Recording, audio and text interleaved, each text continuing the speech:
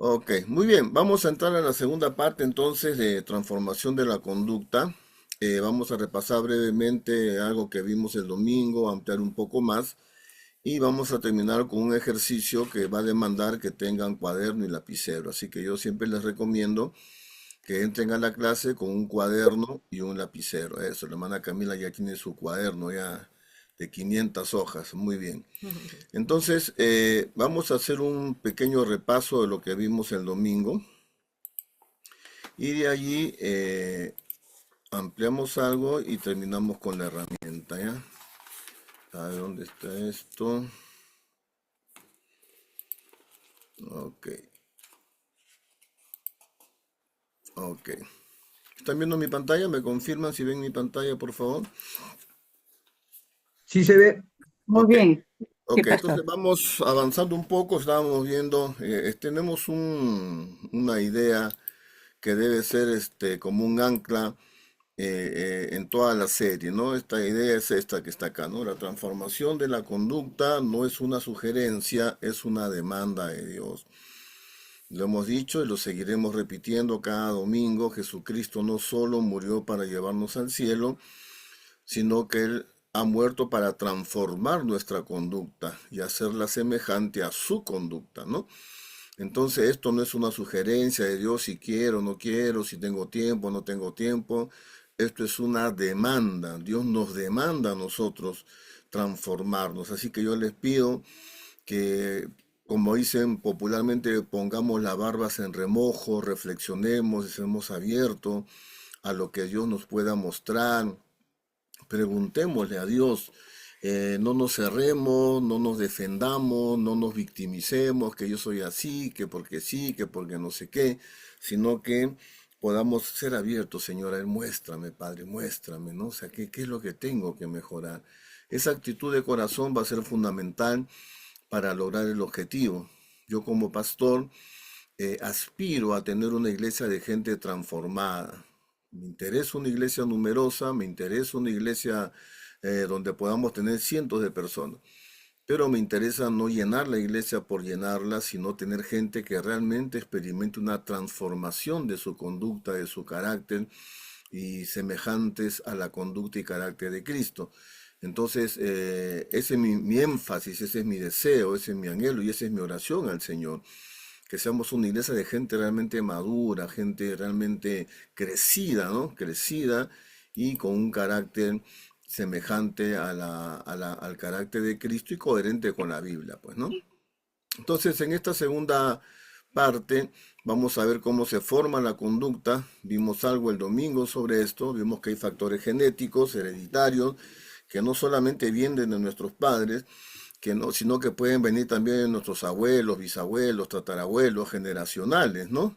Y hemos visto que ya la ciencia ha demostrado que uno no solo transmite a los hijos una herencia física, raza, color de ojo, color de piel, sino también una herencia conductual, porque la conducta se escribe en el ADN. La conducta se registra en el ADN y ese ADN pasa pues a la siguiente generación. Así que hay un tema de herencia genética que nos predispone a ciertas conductas, no nos condena, no determina, pero es una fuerte influencia. Al final cada uno va a ser responsable de su conducta, pero es obvio que heredamos ciertas influencias. Después viene el factor ambiental, el ambiente en el cual tú te criaste, ¿no?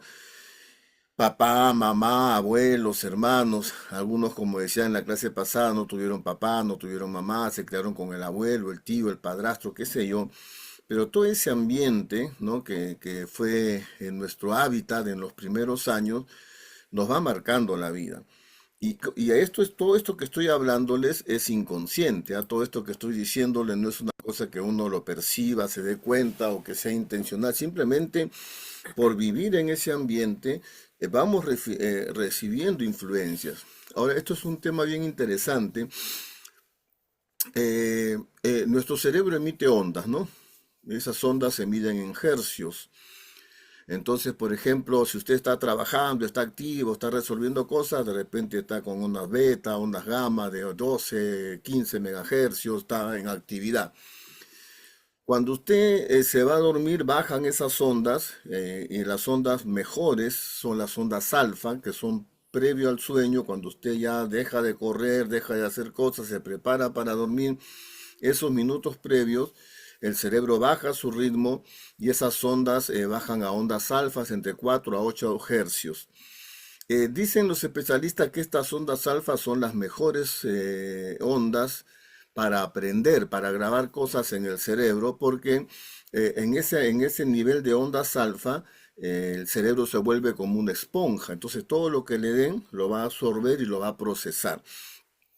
Por eso hemos enseñado en la Biblia, y tendré que volver a enseñar, que la Biblia enseña que para uno meter la palabra, esto está en Deuteronomio 6, versos 6 al 9, cuando Dios le dice estas palabras estarán en tu corazón.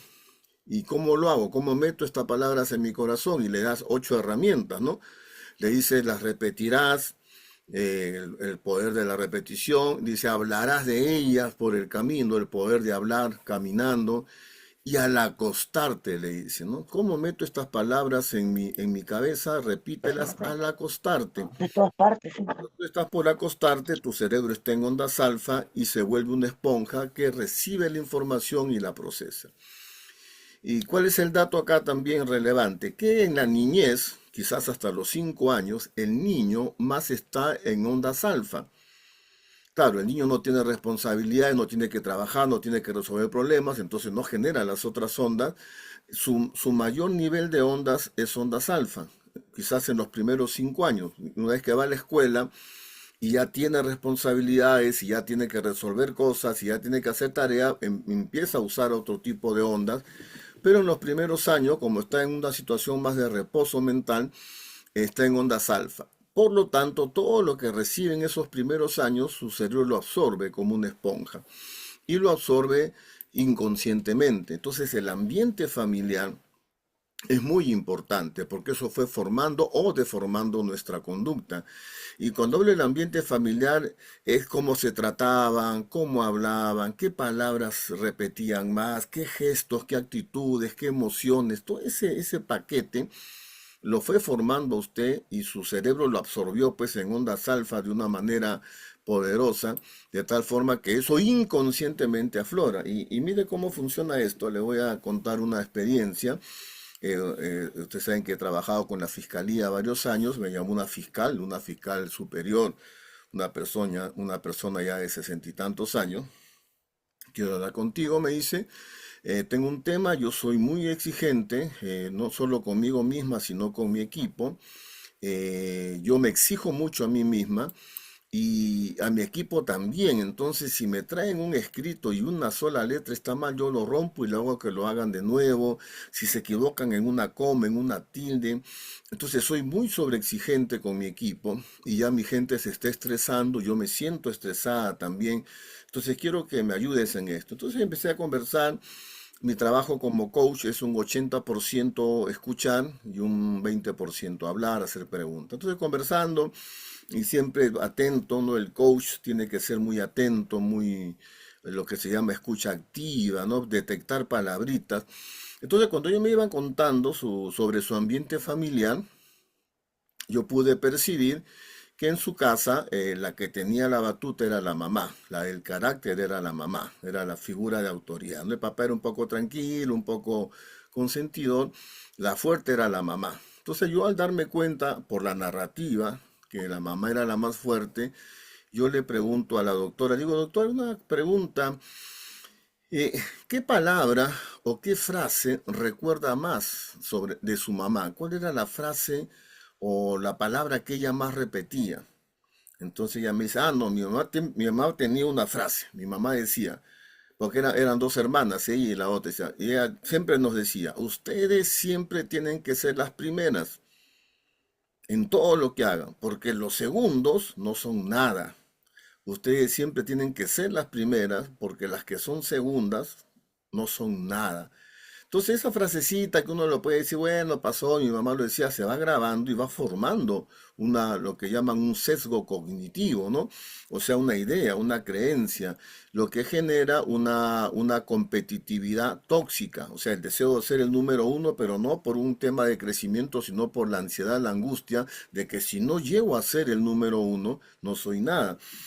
Ese pensamiento que pasó, que nadie se da cuenta quizás, estaba afectándole ya a los 60 años a esta doctora, donde ella tenía esa angustia de que todo tenía que estar bien, porque claro, tenía una creencia en su cabeza, si soy segunda, si no lo hago tan bien, no soy nada.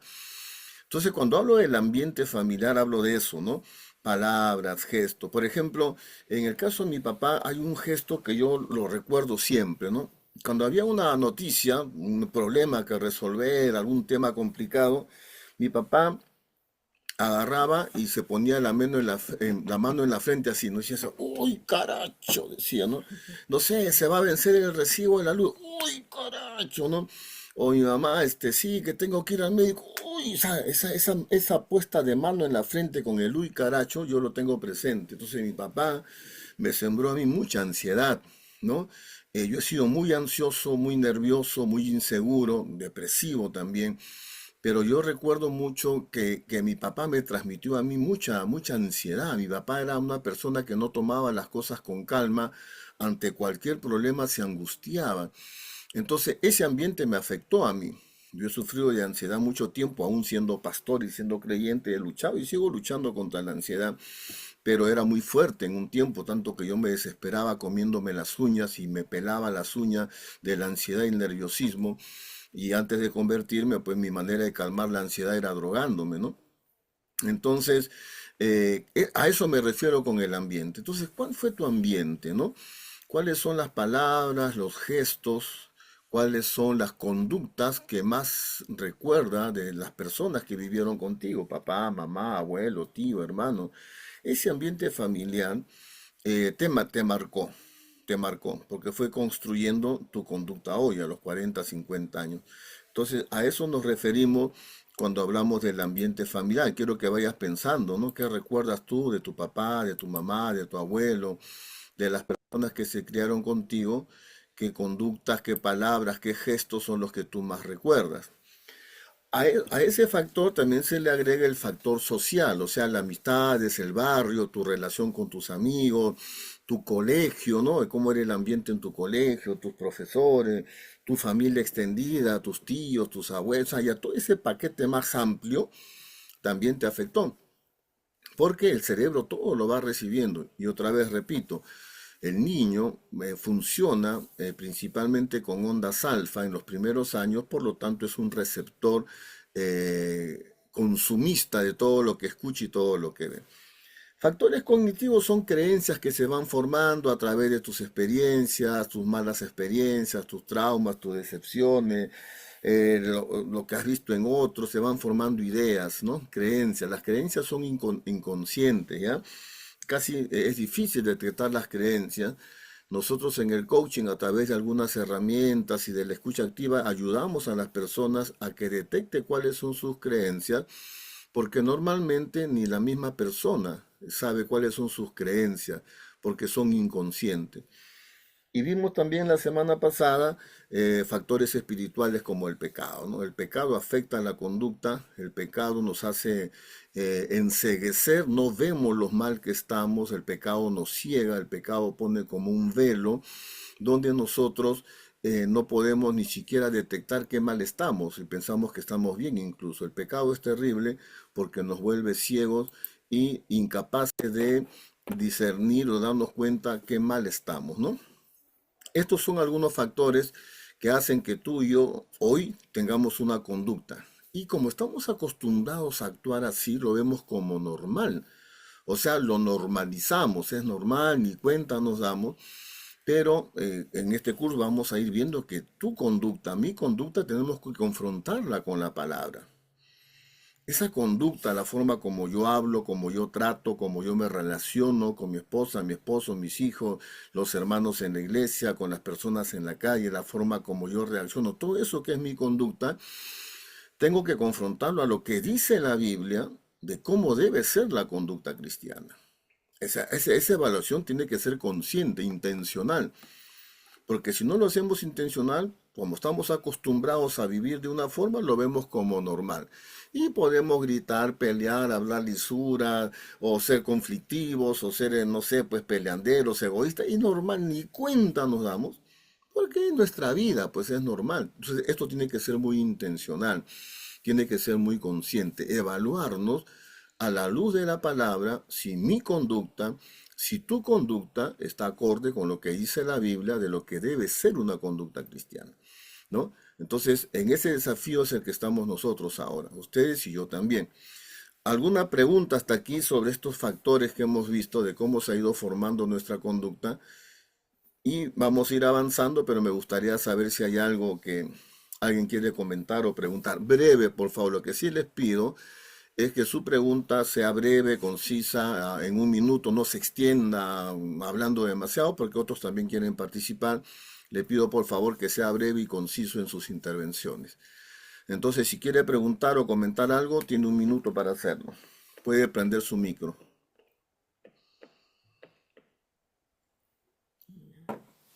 ¿Alguien quiere preguntar, comentar, aportar? Prende su micro y puede participar. Si no, continuamos. ¿Ok? ¿Todo bien hasta ahí entonces? Perfecto. Listo. Entonces vamos avanzando.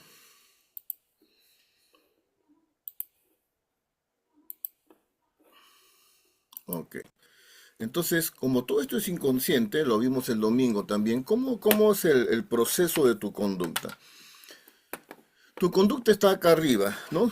Tu conducta está acá en esta puntita del triángulo. Esta es tu conducta, chiquitito es como un iceberg, ¿no? Y todo lo demás, lo más grande está abajo. Entonces vamos de abajo hacia arriba, ¿ya?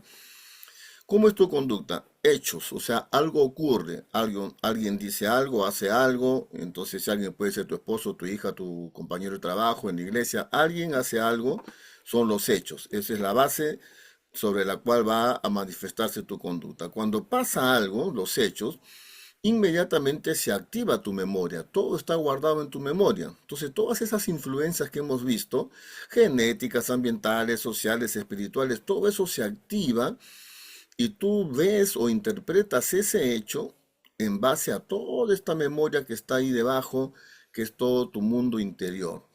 Entonces, esa memoria que se activa con todos tus recuerdos, con todas tus vivencias, entonces eso genera una creencia, que no la genera en el momento, sino que ya está ahí, pero digamos que la activa, ¿no? Una creencia. Esa creencia hace que tengas una reacción bioquímica. Las emociones son química, por si acaso, ¿ah? Tu alegría, tu tristeza, tu amor, todo es pura química. O sea, tú sientes algo porque en tu interior se desarrollaron o se segregaron unas hormonas, la dopamina, la serotonina, la oxitocina, el GABA, el cortisol, la adrenalina, que todas esas emociones. Tú sientes la emoción, ¿por qué la sientes? Porque es una reacción bioquímica, son químicos que se pueden medir, que se pueden detectar en el cuerpo, ¿no? Entonces, esa creencia activa tus emociones te llevan a llegar a una conclusión, o sea, emites un juicio. En base a ese juicio que tú emites, reaccionas de una manera. Esa reacción es tu conducta. Que repito, es la puntita nada más del triángulo y todo lo demás está abajo. Entonces, si tú quieres cambiar tu conducta, tienes que cambiar lo que está abajo, desde tus memorias y tus creencias. Entonces, le voy a poner un ejemplo práctico, que lo usé el domingo también. Tu hijo, mi hijo, comete un error, rompió algo, no te obedeció, se cayó de la cama haciendo una travesura, qué sé yo. Tu hijo hace algo, ¿ok? Ese hecho activa tu memoria. En tu memoria está cómo te trataba tu papá a ti, cómo te trataba tu mamá, todas tus experiencias, toda esa memoria que hemos visto se activa, porque todos son recuerdos. Y eso hace que se active también una creencia. ¿Qué cosa es una creencia? Una idea. Repito, es inconsciente, casi nadie se da cuenta, pero está ahí. La idea o la creencia podría ser, ¿no? Los que se equivocan son unos tontos. No se equivocaron por un error, porque son falidos, no, no, se equivocaron por tonto o porque es un desobediente. Esa creencia, esa idea que fue grabada en mis primeros años, me genera una emoción. En este caso puede ser que me da un arranque de ira. En base a ese arranque de ira, yo tomo una decisión, tomo un juicio, emito un veredicto y digo, este niño merece un castigo fuerte. Y en base a ese juicio sale mi conducta. Agarro a golpes al niño. O lo grito o lo insulto. Entonces, mi conducta es parte de un proceso que empieza desde los hechos, cómo interpreto los hechos en base a mi memoria, cómo esa memoria consolida o activa una creencia, una idea que está subconsciente en mi mente. Eso me genera una emoción y emito un juicio. Y ese juicio me lleva a tener una conducta, gritar, pegar, insultar o lo que sea, cual sea tu conducta. Entonces, todo en la vida conductual es un tema de memorias. Incluso la salud mental es un tema de memoria. ¿Qué tienes guardado en tu memoria? Y cómo esas memorias te están haciendo daño porque te hacen creer cosas que no son ciertas. Esas creencias te generan una emocionalidad tóxica. Esa emocionalidad tóxica te lleva a emitir un juicio, una sentencia, y esa sentencia da luz a tu conducta, la forma como reaccionas ante los hechos. Entonces, el proceso de tu reacción, o sea, todo esto que hemos visto sucede en milésimas de segundo, pues, ¿no? El cerebro es el más rápido procesador de información del mundo. Algunos dicen que equivale a 300.000 computadoras, otros dicen que son 800.000 computadoras, es decir, no se puede medir porque la capacidad de proceso de la información del cerebro es muy alta. Entonces, todo esto que hemos visto, uno que es inconsciente, y dos, que ocurre en milésima de segundo. No es que tú dices, a ver, mi hijo se desobedeció. ¿Qué cosa dijo el profesor? Ah, ya, esos son los hechos. Muy bien. A ver, esta desobediencia de mi hijo, ¿qué memoria se está activando en mí? A ver, déjame recordar qué memoria se está. Ah, ya, mi papá cuando yo me equivocaba me metió un correazo. Ok, ya. Entonces, eh, esta memoria de mi papá, ¿qué creencia me está fortaleciendo? Ah, ya, mi creencia es que el niño que se equivoca merece un castigo. Ah, no. Entonces tú no haces un proceso así pensando. Es absolutamente, te sale simplemente porque ya está grabado en tu mente. Entonces te sale, te brota y en milésima de segundo tú ya estás reaccionando, estás diciendo algo, estás gritando, estás insultando, estás pegando. ¿Por qué? Porque se activó todito ese triángulo que está abajo. Entonces, si queremos cambiar la conducta, tenemos que empezar desde abajo, ¿no? Sanar esas memorias, no olvidarlas, porque la memoria no se puede olvidar, sanarlas, cambiar mis creencias, adecuar mis creencias a la verdad de Dios. Ahí está el verdadero cambio, porque esto se enseña también allá afuera, se enseña en terapia cognitivo-conductual, que es la línea que estamos siguiendo acá, pero se enseña sin Dios. Tú tienes que cambiar y tú tienes, no, acá tenemos que cambiar quitando esa creencia mentirosa y poniendo lo que Dios dice al respecto. Ese es el gran cambio, poner la verdad de Dios como la base de mi creencia que activa mi conducta. Entonces ahí tenemos que trabajar y para eso hay herramientas también. ¿Alguna pregunta hasta aquí sobre lo que estamos viendo? Breve, cada Pastor. participación debe ser breve. Sí, Jorgito. Y una consulta, pastor. Nuestra conducta, nuestras emociones, nuestro carácter, entiendo que eso se almacena en el alma, ¿no? Entonces, ahora, cuando Jesús dijo, de cierto os digo que no solamente de pan vivir el hombre, sino de toda palabra que sale de la boca de Dios, entiendo de que con la palabra de Dios sanamos nuestra alma y nuestro espíritu. Pero a las personas que no conocen a Dios, ¿qué herramienta tienen ellos para sanar estas áreas de su vida, ¿no? Sí, o sea, están absolutamente limitados, pues, ¿no? La Mm. psicología sin Dios está absolutamente limitada. En la iglesia tenemos psicólogos, yo respeto mucho a los psicólogos, pero pienso que la psicología es muy buena para diagnosticar, ¿no? Por ejemplo, todo esto no se ve en la palabra tal cual, pero así se investiga y esto tiene sentido. Entonces son muy buenos para diagnosticar y pueden dar algunas herramientas que son válidas, pero si no ponen a Dios en el centro, ahí tienen una enorme limitación. O sea, ¿en base a qué cambias tú la creencia si la única manera de cambiar la creencia es quitar una mentira y poner la verdad? ¿De dónde sacas la verdad si no tienes la Biblia? ¿Cuál es tu fuente de verdad? Entonces, ¿cuál es la fuente de la psicología sin Dios? Yo soy el yo soy, yo puedo, yo tengo el poder, yo soy Dios, todo lo puedo, el universo me pertenece. O sea, es un engaño en realidad. Tratar de sanar la conducta con ese criterio secularista es un engaño que los puede calmar por un tiempo, pero no les resuelve el problema porque están poniendo otras mentiras reemplazando a la otra, y porque la única verdad es la verdad de Dios. Ahí tienen Ujú. un serio problema. Ahora, por el otro lado tenemos a los creyentes que simplemente por orar creen que van a cambiar y no ejecutan los procesos de sanidad usando la palabra. Mm. ¿Entiende? Entonces ahí tenemos la otra cara de la moneda son los creyentes que piensan que porque se convirtieron ya son otro y que solamente Señor cámbiame y es suficiente y no hacen nada, no identifican sus creencias, no sanan su memoria para cambiar su conducta. Siendo que nosotros tenemos la herramienta más poderosa del mundo, que es la palabra, pero no la estamos usando correctamente. Por eso hay creyentes que tienen 20, 30 años en la iglesia y su conducta ha cambiado un poco, pero no han sido transformados. Entonces, ahí también la iglesia tiene una pata coja de la mesa, ¿no? De acuerdo.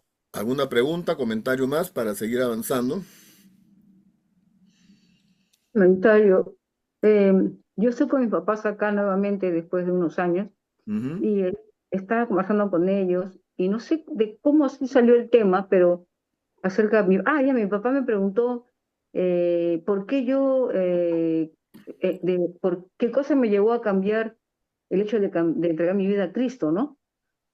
Le estuve contando cosas y de repente se vino algo en mi cabeza y fue justamente el hecho del perdón, ¿no? Y Dios me hizo acordar que mi papá, cuando yo tenía 16 años, se lo conté a mi papá. ujú, Le dije, "Papito, cuando yo tenía 16 años, usted, o sea, con usted nunca se pudo conversar, usted nunca quería explicaciones.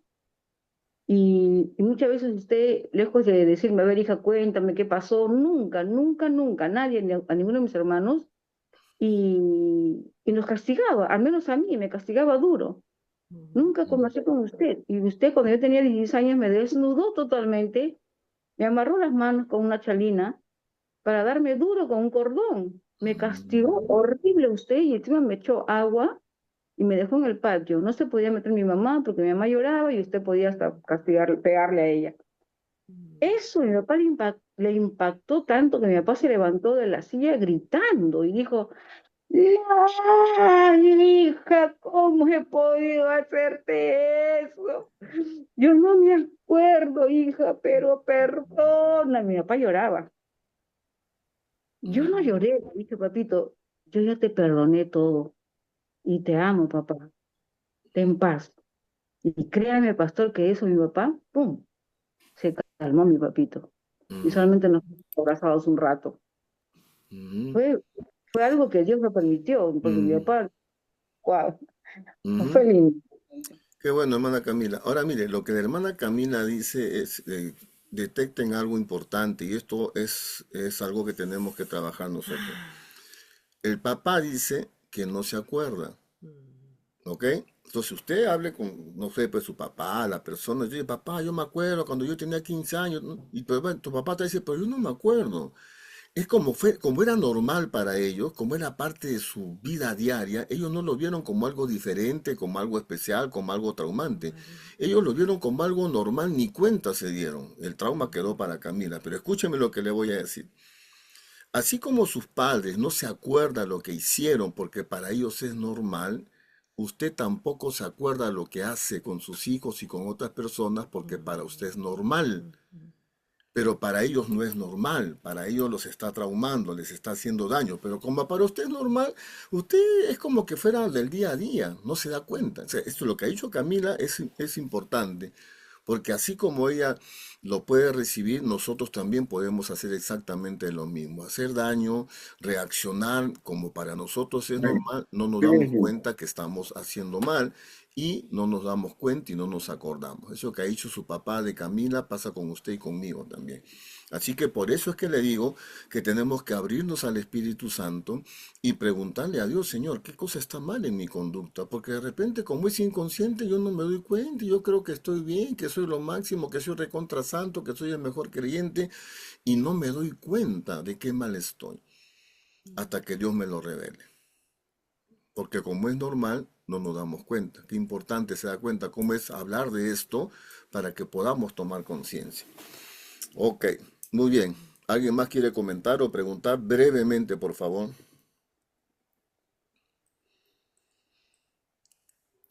Ok, avanzamos Bueno, entonces. Sí, doctor, sí, yo que Ximena no quiero Camila.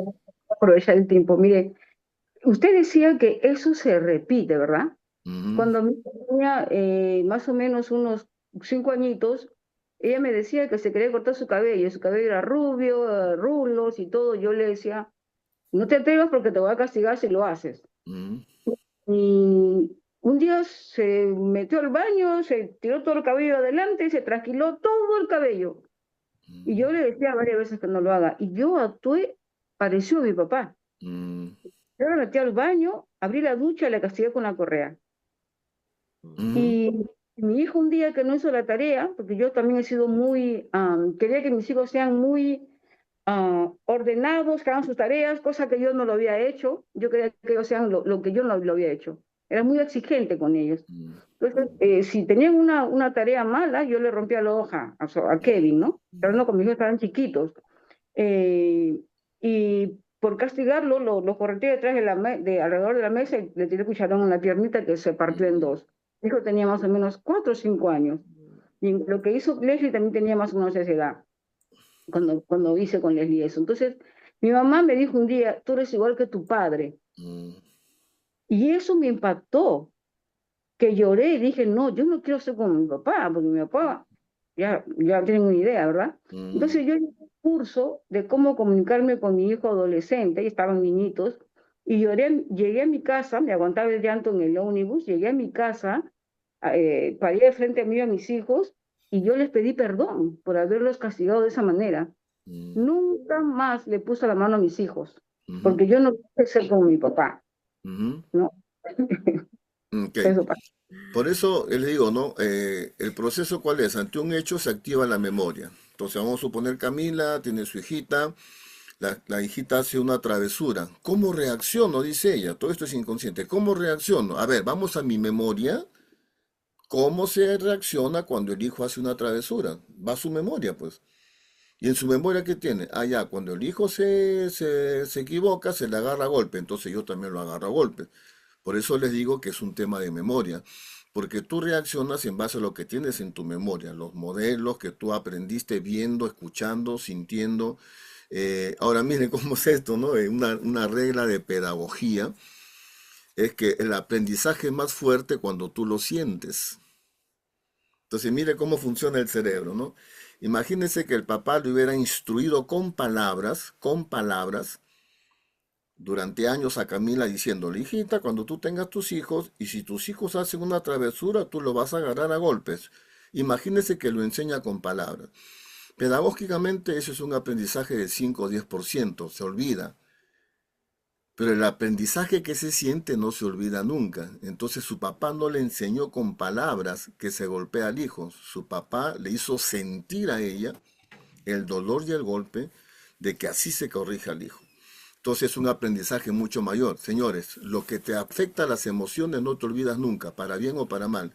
Lo que te trajo mayor alegría a tu vida, lo vas a recordar más. Lo que te trajo mayor dolor a tu vida, lo vas a recordar 5 veces más. Porque el cerebro está diseñado para sobrevivir. Por lo tanto, lo que le causa dolor se recuerda más que lo que te causa placer. Por eso que los momentos felices los recuerdas, pero los momentos dolorosos no los olvidas nunca, porque tu cerebro está diseñado para sobrevivir. Y cuando afectan esa sobrevivencia no lo olvida nunca. Entonces imagínense cómo nos han ido formando a usted y a mí. ¿Se da cuenta? Entonces se activa la memoria y tú dices, ¿cómo enfrento este tema? A ver, ¿cómo se resuelve? Memoria, dime, ¿cómo se resuelve esto? Con ansiedad, con depresión, ya, actúa igual. Y repetimos los patrones inconscientemente. ¿Ok? Muy bien, vamos avanzando, que el Espíritu Santo nos vaya mostrando a cada uno dónde tenemos que ajustar, ¿no? Entonces todo esto es inconsciente. Eh, la conducta se puede cambiar, lo hemos visto el domingo, claro que sí, la Biblia está lleno de gente que cambió su conducta, ¿no? Vimos el ejemplo de Pedro, que era una persona inestable, su nombre significa Simón, es caña inestable, y Jesús le cambia el nombre a Pedro, que es piedra estable, piedra firme, cambió, ¿no? Marta, la afanosa, la que estaba afanosa trabajando mientras Jesús estaba en la casa, después de un tiempo cambió y cuando Jesús vino en el velorio de Lázaro, fue la primera que salió, aprendió a priorizar al Señor en su vida. Así como muchos de nosotros no hemos aprendido a priorizar a Jesús en nuestra vida, podemos aprender a hacerlo y cambiar. Juan Marcos, un irresponsable que no valoraba el ministerio, abandonó el equipo misionero de Pablo. Pablo se molestó con él, se peleó con Bernabé, el tío de Juan Marcos, pero después de unos años Pablo dice, tráeme a Juan Marcos porque lo necesito en el ministerio. ¿Qué pasó con Juan Marcos? Cambió. Se volvió una persona responsable, seria en sus compromisos. Onésimo, un inútil, rebelde, una persona que no se sujetaba a nadie. Después de un tiempo cambió, ¿no? Y vimos los versículos también. En 2 Timoteo 4:11, Pablo le escribe a Timoteo y le dice, solo Lucas está conmigo, toma a Marcos, a Juan Marcos, y tráele contigo porque me es útil para el ministerio. El mismo Juan Marcos que Pablo lo había desechado, que se peleó con Bernabé para no traerlo porque él abandonó en un momento un viaje misionero, ese mismo Marco había cambiado y Pablo lo reconoce y dice, tráeme a Juan Marcos, me es útil ahora. ¿Por qué? Porque Juan Marcos había cambiado. Y en el texto que la carta que le manda Pablo a Filemón, pidiéndole sutilmente que deje a Filemón a Onésimo con él, porque tenía que devolverlo como esclavo según la ley a su dueño, que era Filemón. Pero sutilmente Pablo le sugiere que lo devuelva para que lo ayude a Pablo. Entonces le dice, ¿no? El cual en otro tiempo te fue inútil, pero ahora a ti y a mí nos es útil. Entonces le estaba pidiendo que realmente lo regrese a Onésimo para que se quede con Pablo ayudándolo. ¿Qué pasó con Onésimo? Cambió. Entonces el cambio es posible por la gracia de Dios, pero también si tú, uno, tomas conciencia que tienes que cambiar, dos, decides cambiar y tres, haces los ejercicios para cambiar. Y esto tiene que quedar claro, señores. El cambio no solo se produce por desearlo. Ay, quiero cambiar. No, no se produce con desearlo. Se produce haciendo ejercicios, haciendo uso de herramientas, que es las que les voy a enseñar.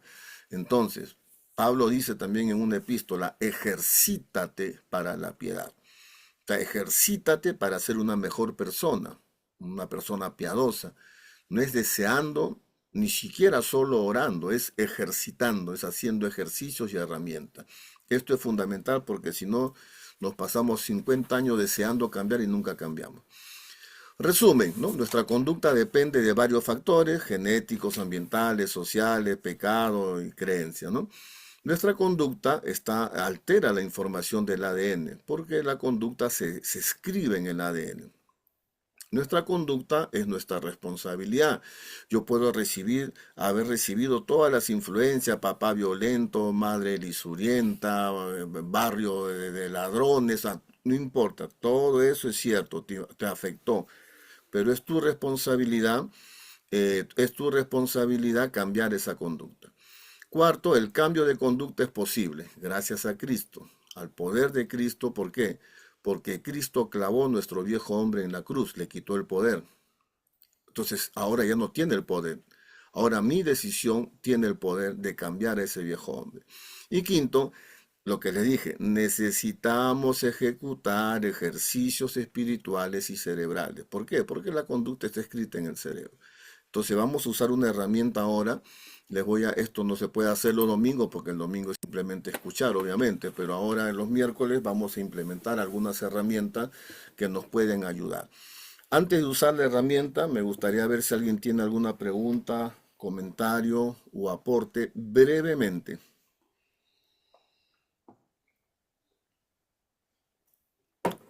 Puede prender su micro y puede participar. Lo que sí le pido es que sea breve. Pastor, Jorge. tengo una pregunta. Sí, sí, pastor. Eh, ¿Será que aquellos hermanos que están en la iglesia y que en realidad no han transformado su conducta, siempre están cayendo en sus mismos errores, siempre no tienen, no moldean su carácter conforme al de Cristo, paran fallando. ¿Será que esas personas, pastor,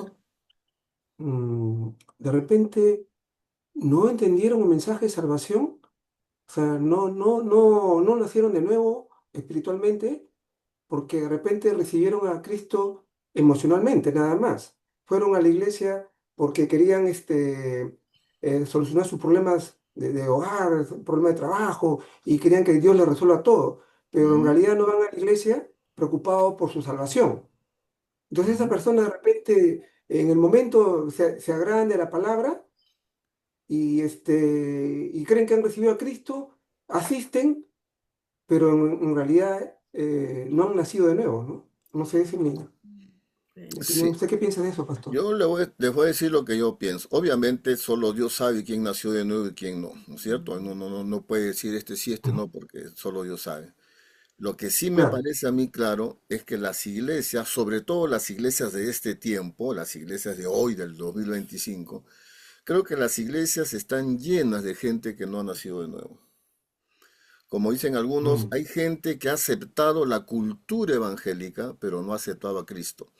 O sea, le gusta la iglesia, le gustan las canciones, le gusta el cariño, cómo los tratan en la iglesia. O sea, la cultura evangélica les gusta, pero no han aceptado a Cristo, han aceptado la cultura evangélica. Entonces yo me temo que por eso nuestra iglesia es una iglesia de Biblia, donde siempre estamos machacando, machacando la palabra, porque si nosotros solo los entretenemos y los hacemos pasarla bonito cada domingo, con un gran culto, con una gran producción, simplemente estamos alimentando a gente que va a pasarla bien y no van a crecer nunca porque nunca nacieron de nuevo.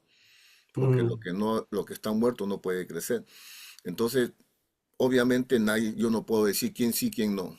Eso le corresponde a Dios. Pero sí puedo asegurar que mucha gente, sobre todo de las iglesias más grandes, las que son más espectaculares, de donde la producción es mucho mayor, te aseguro que hay miles y miles que nunca nacieron de nuevo. Y otro, ahora, la Biblia distingue tres tipos de personas, ¿no? Habla del hombre natural. ¿Quién es el hombre natural? El que no ha nacido de nuevo, no es creyente. Habla del hombre carnal. O sea, sí nació de nuevo, pero todavía sigue siendo derrotado por la carne. Y el hombre espiritual es el que se somete al Espíritu Santo. Entonces ese hombre carnal también está en la iglesia. O sea, sí nació de nuevo, pero no crece, no avanza. Es mejor, como vamos a hacer otra serie después de esta, que es el poder de los hábitos, no tiene hábitos. Hábito de lectura de la Biblia, hábito de orar, hábito de buscar a Dios, no tiene disciplina en su vida espiritual, es relajado, es desordenado en su vida espiritual, nunca va a crecer, pues, a pesar que nació de nuevo. Entonces la carne lo va a seguir controlando porque no hace ejercicios espirituales, disciplina, hábitos, que es fundamental, que eso lo vamos a ver en otra serie, que es el poder de los hábitos. Ya está lista la serie, hay que esperar la fecha para empezar a... Porque si no ejercitamos hábitos, no avanzamos. No solo en lo espiritual, en laboral, profesional, si no tienes hábitos, o sea, rutinas productivas, no avanzas, pues. Pero eso es para la próxima serie. de Ok. acuerdo, pastor. ¿Manda Nancy Pastor, va a decir algo? Sí. sí, quería aportar algo hablando sobre lo que vivimos, cómo esa experiencia nos afecta en cierta Ujú, manera en nuestro carácter, ¿no? Por ejemplo, yo crecí con una mamá que tenía un problema eh, que, que siempre mentía, hasta en ujú. cosas innecesarias, ¿no? Si no podía ir a una reunión, bueno, no pude ir, no pude asistir, pero no, lo que pasa es que mi hija estaba enferma y que no Perdón. sé cuándo. Y si a veces no quería que yo acompañara a alguien a la playa, no, es que a mi hija no le gusta la playa y cosas así, Mm, pero eso me fue marcando porque yo me sentía impotente porque tenía que aceptar ante la persona que lo que mi mamá decía, pero yo sabía que era una mentira y mm, eso a mí me frustraba por dentro. ujú. Entonces, ¿qué pasa? Con el tiempo yo me di cuenta que cada vez que alguien me decía una mentira que yo me daba cuenta que era mentira, obviamente a nadie le gusta que le mientan, ¿no? Ujú, Pero yo llegaba a enfurecerme, a ujú, irarme. O sea, yo llegaba ya a la ira por ujú, una mentira, que no digo que sea bueno, pero llegaba a ese extremo, ¿no? ujú.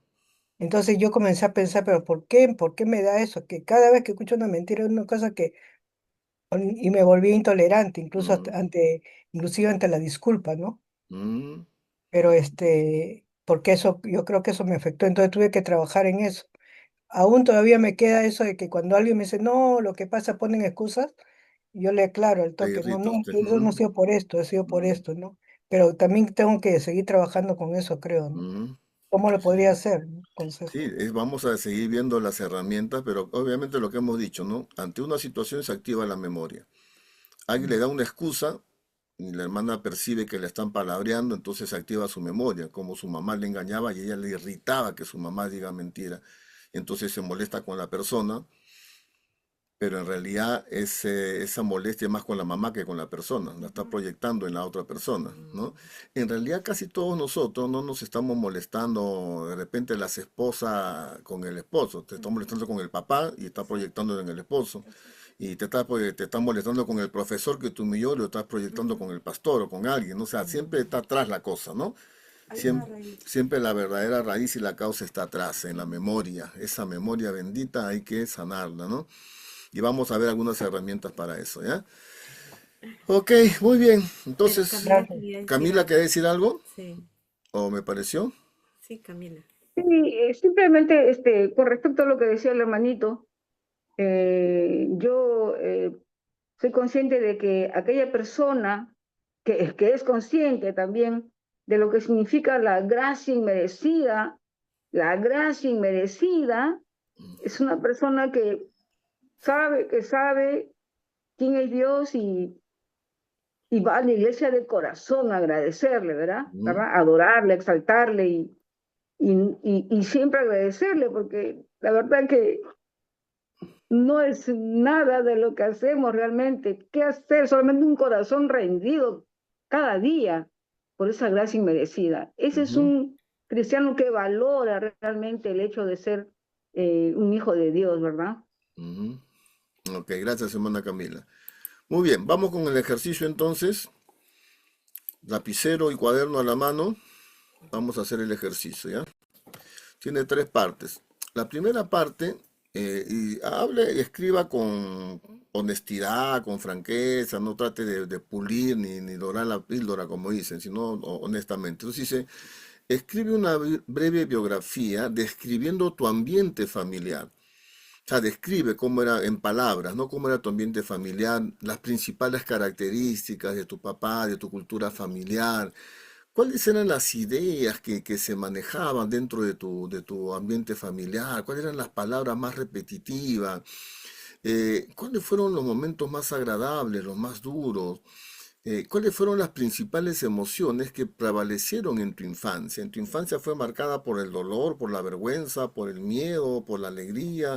O sea, quiero que hagas una especie de balance de estos primeros años de tu vida y lo describas con palabras, ¿no? De lo que salga de tu corazón.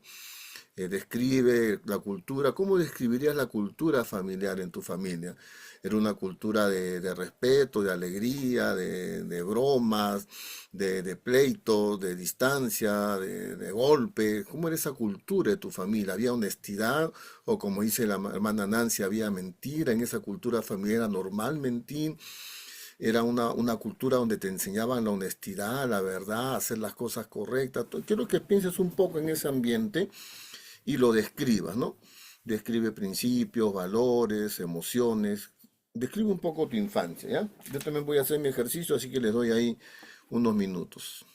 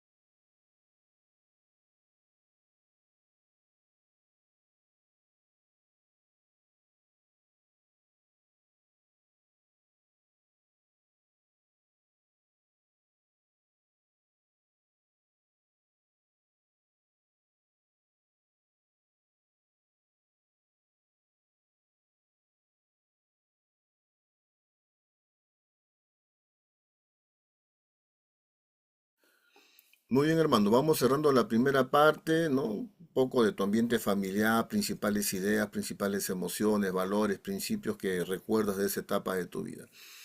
En la segunda parte de esta tarea vas a describirte a ti como eres hoy, lo bueno y lo malo. Eres una persona ansiosa, preocupada, renegona, pleitista, desordenada, dejada, responsable, irresponsable. Descríbete tal como eres ahora. ¿Cuáles son tus principales reacciones? ¿Cuáles son las palabras que más salen de tu boca? ¿Cuáles son las palabras que son más repetitivas en tu vida? Porque de la abundancia del corazón habla la boca. Entonces, las palabras que más salen de tu boca es lo que tienes dentro, pues, ¿no? ¿Qué es lo que más sale de tu boca? Como decía la hermana Camila, sale gratitud, sale alabanza, sale queja, sale reclamo, sale juicio, sale condenación, sale palabras de amor, de misericordia. O sea, descríbete ahora a ti, ¿cómo eres tú hoy, en el octubre del 2025? Honestamente, ¿ya? No doremos la píldora, no nos hagamos los santitos y descríbete tal cual, ¿ya?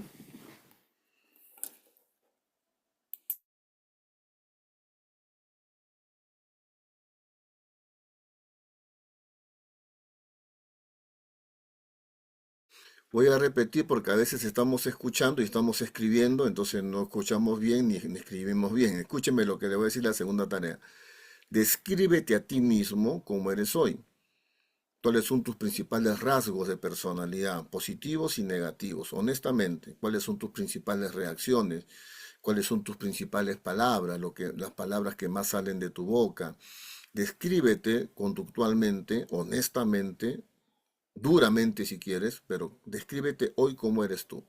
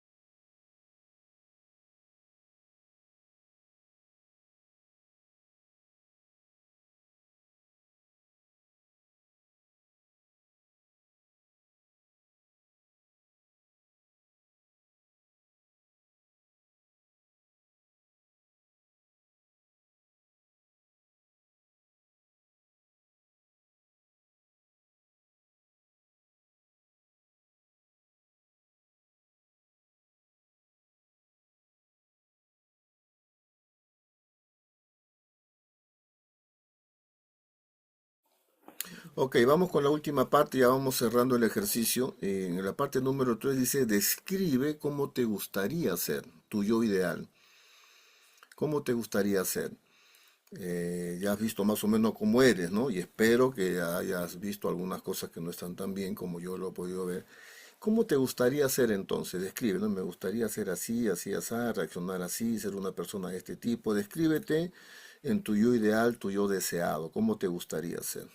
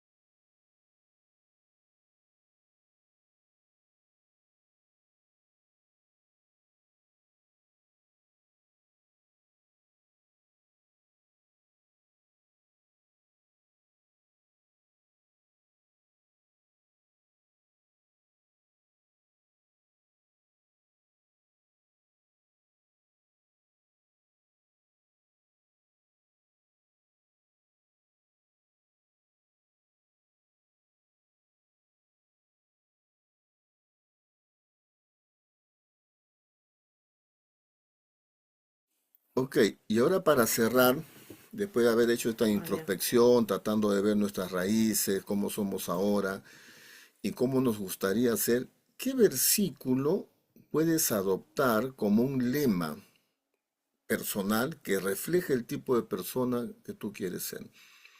¿Qué versículo se ajustaría más para que sea como un lema de vida, ¿no? Un lema que para ti sea una columna de pensar, porque recuerda que esto es creencias, son ideas, pensamientos. ¿Cómo reemplazo la mentira con una verdad?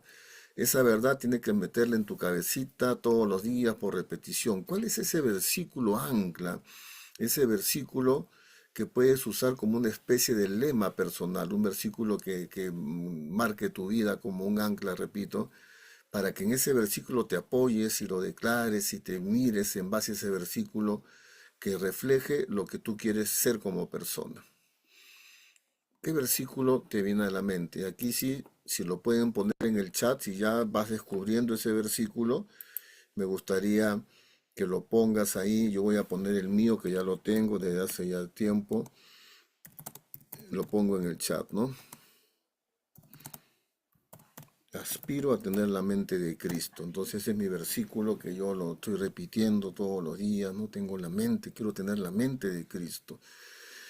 ¿Cuál sería un versículo que a ti te ayude como un lema a ese yo que tú quieres lograr ser en algún momento? Entonces me lo puedes escribir por el chat para ir cerrando la reunión y ese versículo que tú escojas como lema de tu vida, repítelo, escríbelo, memorízalo, andate a dormir pensando en ese versículo cuando camines por la calle. Ancla ese versículo que sea el lema de tu vida. Si ya tienes un versículo, escríbemelo por el chat. Si no sabes escribir por chat, prende tu micro y me lo dices. José 1:9, dice Nelly, o sea, te esfuerces y seas valiente, ¿ok? Muy bien. A ver, para, para Dios todo es posible, muy bien. Un versículo que sea un lema para lo que tú quieres lograr en tu cambio conductual, obviamente. Estamos acá enfocados en tu cambio conductual, ¿no? Para mí es, Sí, tengo la mente de para Cristo. para mí, pastor, es honestamente, tratar de llegar, como dicen en las escrituras, a la medida del varón perfecto, que es Cristo Jesús. Ya. Reflejar a Cristo, ese es el anhelo de mi corazón, Amén, amén, pastor. amén. Gracias, hermana Camila. Araceli dice, todo lo que hagan para el Señor y no para los hombres. Emperatriz Romano 12:2, transformado la noción de sentimiento. El amor echa fuera el temor, dice Norma. Aremi dice, amar a Dios sobre todas las cosas. Patricia también todo lo puede en Cristo que me fortalece. Jorge dice Romanos 12:2. Nelly dice José 1:9, 1:8, ¿no? 8:9. Entonces, Como se le ha caído, se ha volteado. esfuérzate y sé hombre. Eso está bueno, ¿no? Ah, ese es lindo. Ese es un texto, no está hablando acá de sexualidad, Sí, ¿no? hombre. Habla de carácter, ¿no? Cuando dice fuerte, te dice hombre, no, no habla de sexualidad, sino de carácter, ¿no? Ok, bueno, cada uno está poniendo su texto ahí, los planes que tengo, dice Elsa, ¿no? Planes de bienestar, no de calamidad, o sea, vivir en base a eso, ¿no? Así Lo que es. viene para mí es bueno, ¿no? No tengo que tener miedo al futuro, Dios tiene plan, claro, cada uno tiene su propia necesidad. Y para cada Pastor, necesidad, sí, mana Giovanita, Para mí es Isaías 41:9, que ¿Qué el dice? Señor no me desecha. amén, ¿no? Amén, amén.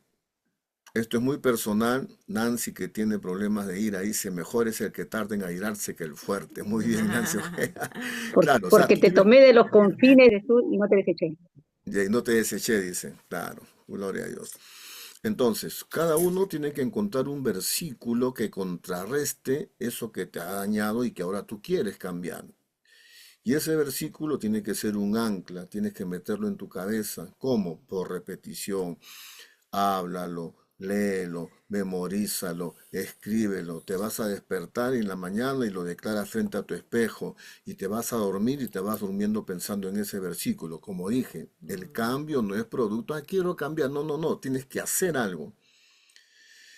Y ese hacer es tener un versículo que sea el ancla que tú necesitas. Se dan cuenta que cada uno tiene un versículo diferente porque son necesidades diferentes, pues. Pero ese versículo que tú me estás poniendo tienes que anclarlo en tu cabeza por repetición. Repítelo, repítelo, escríbelo en una taza, imprímelo en un polo, en un afiche, pégalo en tu pared, no sé, pero métele, métele, métele, métele, hasta que ese texto sea una verdad en tu cerebro y cambie la mentira que fue metida en tu cerebro a través de tus padres desde muy pequeña edad. ¿Ok? Entonces, ese es el ejercicio ahora, anclar este versículo en tu cabeza por repetición. Muy bien, señores, recuerden que si no trabajas tu cambio, estamos perdiendo el tiempo. Esto no se trata de información, se trata de ejecutar, aplicar lo que dice la palabra, ser hacedores de la palabra, meterte esta palabra, vivir esta palabra. Y es la palabra lo que va a traer tu transformación. La transformación la produce Dios a través de su palabra, pero tienes que saber cuál es la palabra que tú necesitas para transformar eso que quieres transformar. Y quizás de acá a 5 años tendrás que usar otro versículo porque descubriste otro tema que sanar, entonces ahí cambiarás de versículo, pues. Pero ahora, en el 2025, eso es lo que tú necesitas, ¿no? ¿Ok? Listo, señores. Les dejamos ahí entonces para que sigan reflexionando, pensando. Vamos adelante. Queremos una iglesia de gente transformada. Quizás no lograremos transformar al 100%, pero sí quiero una iglesia donde la gran mayoría de nosotros seamos gente transformada por el Señor y su palabra. Amén. Amén. El domingo tenemos un visitante de Estados Unidos, el pastor Abner Pineo de Estados Unidos va a hablar también sobre la conducta, pero viene de Estados Unidos, él es peruano, pero él es el pastor de la iglesia donde va Anel, Amén. mi hija. Así que está de visita, nos va a tener, va a estar con nosotros, vengan temprano, inviten personas, vamos a seguir trabajando este tema, ¿ok? Mujeres, mañana tienen su reunión, jóvenes el sábado, sus células, los matrimonios el viernes, vamos siguiendo todos con nuestras actividades. Listo, hermanos, Dios me lo bendiga, le voy a pedir a Antonio de Ur que nos despida con una palabra de oración, por favor. Oramos, hermanos. Señor, agradecidos estamos por la enseñanza de hoy y el desafío que tenemos de adecuarnos, Señor, a ser como tú eres y buscar ser varones y mujeres conforme a la medida de la estatura de la plenitud de Cristo. Te pedimos, Señor, que nos ayudes en este propósito y que esa palabra tuya sembrada cada vez, Señor, se arraigue más y más en nuestra vida. Bendice lo que resta de la semana para cada uno de mis hermanos. En el nombre de Cristo Jesús. Amén. Amén. Amén. Listo. Buen fin de semana. Dios me los Amén. bendiga. Nos vemos el domingo con la Gracias. presencia, ¿ya? Bendiciones, Pastor. bendiciones, Bendiciones. Muchas gracias. Gracias. bendiciones, hermanos. Nos vemos el Bendiciones. domingo. Que Que Dios lo bendiga. El Bendiciones. domingo. Bendiciones. Pastora. Camila, Dios te bendiga. Bendiciones. Antonio. Antonio. Anthony. Antonio.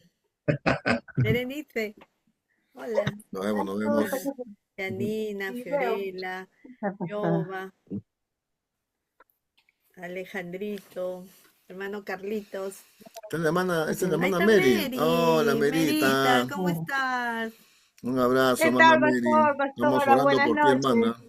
Estamos Gracias, pendientes en pastor. oración contigo. Sí, Gracias, Merita pastor. es linda. Nombre El de domingo Jesús. voy, el domingo Eso, voy. yeah. Qué Bravo. bueno, qué bueno. Ahí te esperamos, hermana. Te queremos mucho, ¿ya? El Camilita, próximo que va Dios a te jalar, bendiga. dice ahí, amarraba Es el carro, Inés con mi de... silla de No, ruedas. creo que eso te Inés. Ah, ya. Listo. Ahí nos vemos. Chao, Dios los bendiga. Bendiciones. Chao, Camilita.